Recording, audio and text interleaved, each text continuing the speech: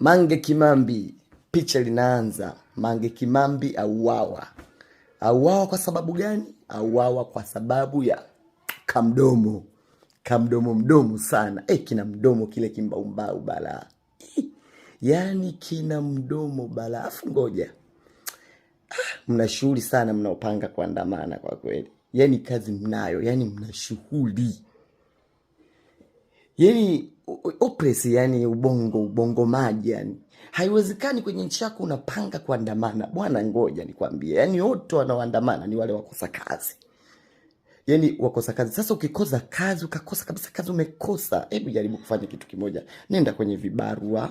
Omba vibarua, kuna vibarua vya kujaza mafuso, kuna vibarua vya kwenda kuweka mawe huko mlimani, kuna vibarua vya ujenzi, kuna vibarua mbalimbali. Kafanye hiyo. Uiponyeshe familia yako. Acha kamdomo mitandaoni, kamdomo. Yani tunakuaga mitandaoni huku tuna kazi zetu. Inatakiwa unakuwa huko mtandaoni lakini una kazi, sio kamdomo.